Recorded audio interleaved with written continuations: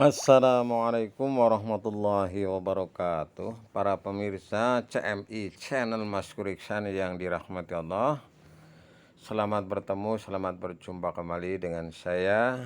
Dan jangan lupa like, subscribe, and comment. Oke, pada kesempatan ini saya akan menyampaikan pertanyaan dan jawaban. Anda bertanya, Tarjih menjawab tentang ketentuan zakat profesi dan gaji pensiun.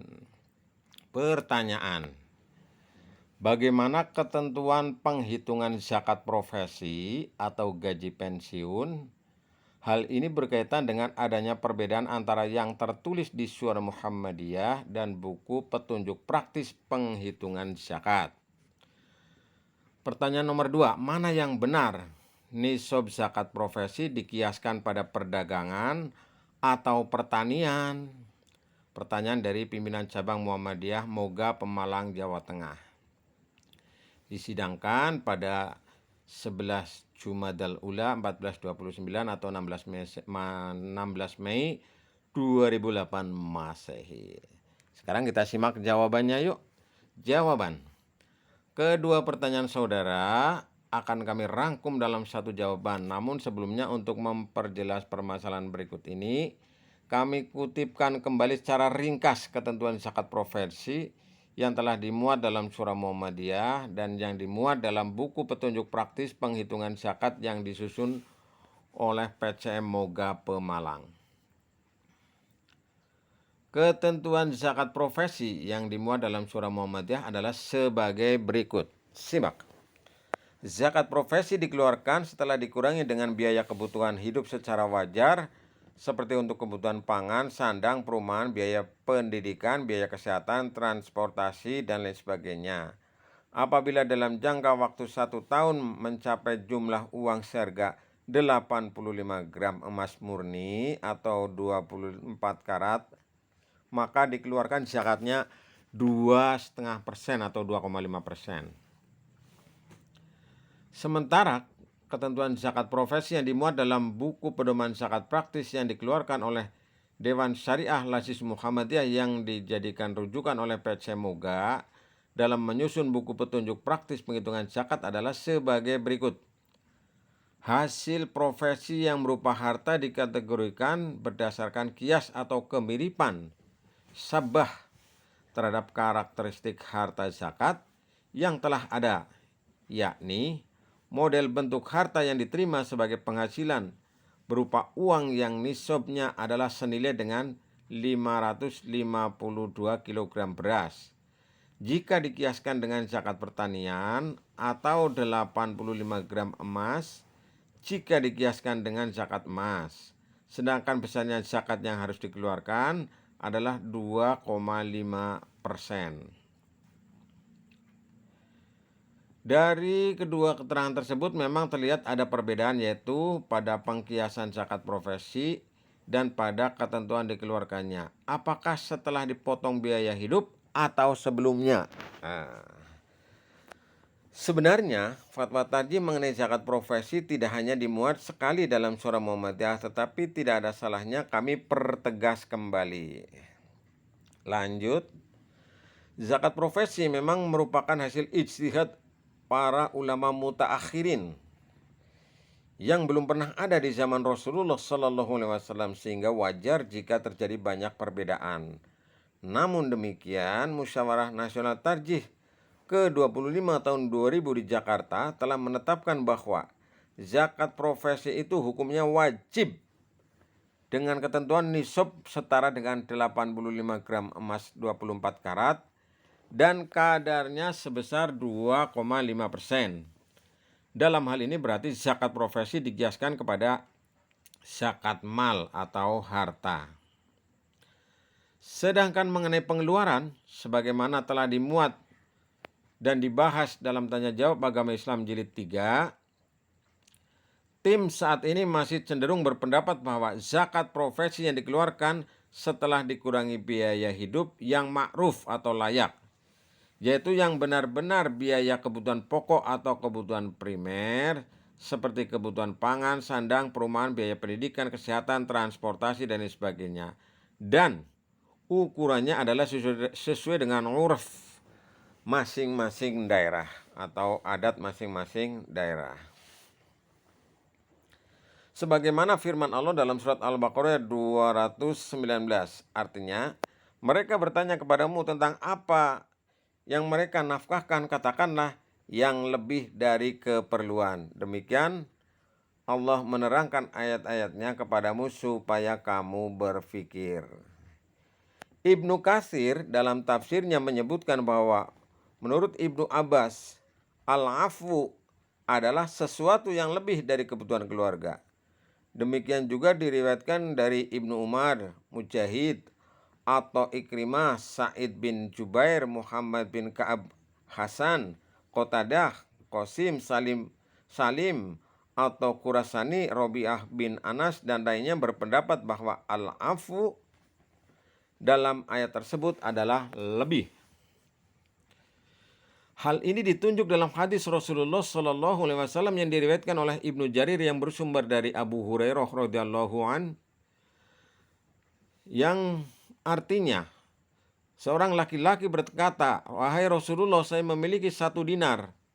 Lalu Rasulullah SAW menjawab, "Nafkahkanlah untuk dirimu sendiri." Ia berkata, "Saya mempunyai yang lain lagi." Rasulullah menjawab, "Nafkahkanlah kepada keluargamu." Ia berkata lagi, "Saya mempunyai yang lain lagi." Rasulullah menjawab, "Nafkahkanlah kepada anakmu."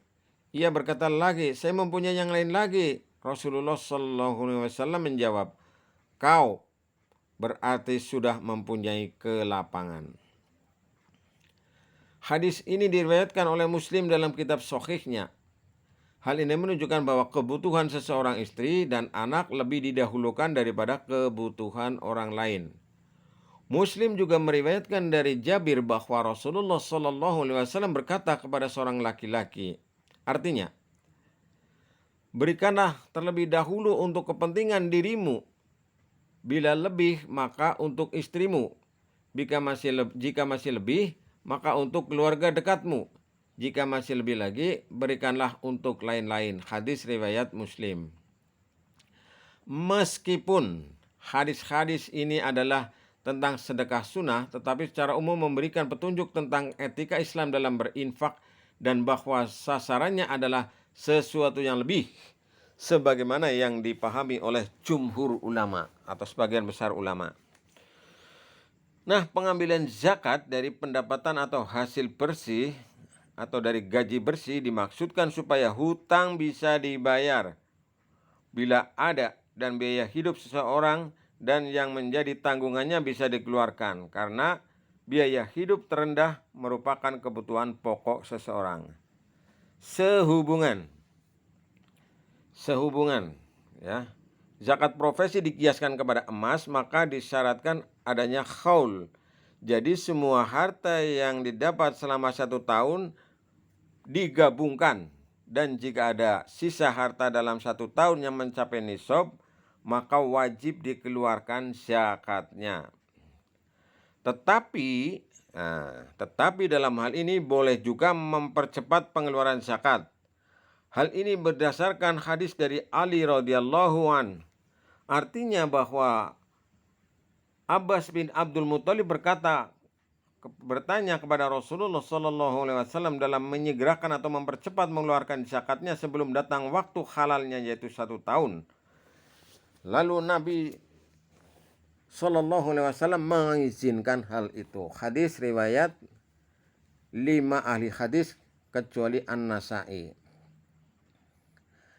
Asy-Syaukani dalam kitab Nailul Autor menyebutkan bahwa sanad hadis ini ada komentar atau bernuansa negatif dari ulama hadis, tetapi dikuatkan oleh hadis-hadis yang lain, di antaranya riwayat Abu Dawud dan Toyalisi dari hadis Abu Rafi.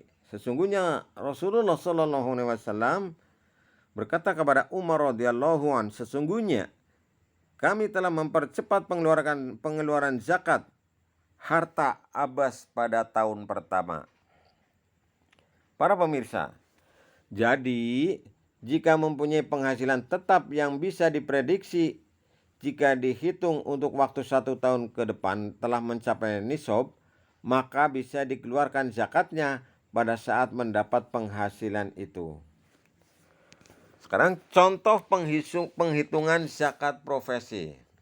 Nah, ini kita simak contohnya. Gaji seorang pegawai sebuah perusahaan swasta nasional adalah 3.500.000 per bulan. Setelah dipotong biaya hidup sehari-hari seperti biaya dapur, pendidikan, kesehatan, listrik, pembayar hutang, dan kebutuhan pokok lainnya, ternyata masih ada sisa Rp1.850.000. Jika dikalkulasi dalam setahun, ia mendapatkan 1.850 kali 12 sama dengan Rp22.200. Nisab zakat profesi adalah setara dengan harga 85 gram emas murni 24 karat. Jika harga emas murni 24 karat per gram adalah 250.000, maka nisab zakat profesi adalah 21.250.000. Dengan demikian, para pemirsa, gaji pegawai tersebut sudah mencapai nisab dan ia wajib mengeluarkan zakatnya sebesar 2,5% kali 1.850.000 sama dengan 46.250. Jika dikeluarkan per bulan atau 12 kali 2,5 kali 1.850.000, maka ketemu 550.000 per tahun ya. Jika dikeluarkan per tahun. Demikian para pemirsa, wallahu a'lam bishawab. Terima kasih, semoga bermanfaat. Assalamualaikum warahmatullahi wabarakatuh.